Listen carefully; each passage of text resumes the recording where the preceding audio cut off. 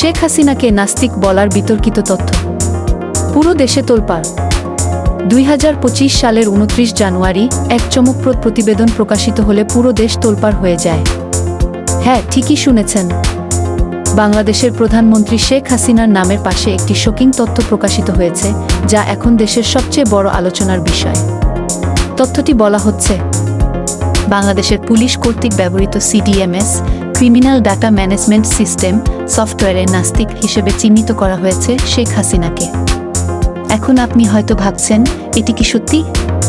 গণমাধ্যমে প্রকাশিত এই তথ্য আরও ভয়াবহ যে শেখ হাসিনার মেয়ে সায়মা ওয়াজেদ পুতুলের নামের পাশে লেখা হয়েছে ইসলাম।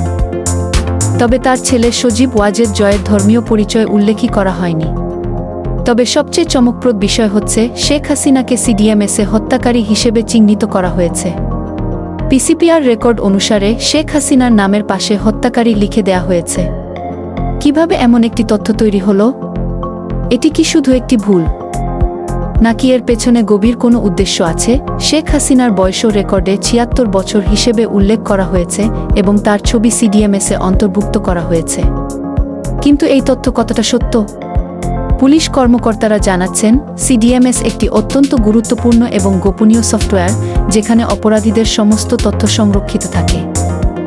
এর তথ্য নিয়ে কোনোভাবেই যেন ভুল ধারণা না হয়, সেদিকে সতর্কতা জারি করা হয়েছে। এছাড়া 2015 সালে সিডিএমএস চালু হলেও গত 5 আগস্টের পর প্রথমবারের মতো শেখ হাসিনার নাম এই সিস্টেমে যুক্ত করা হয়।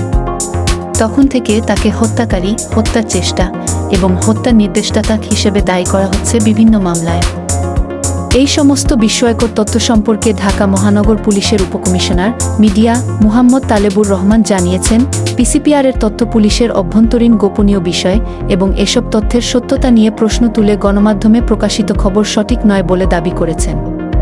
তবে প্রশ্নটি এখনও রয়ে গেছে, এর পেছনে সত্য কি?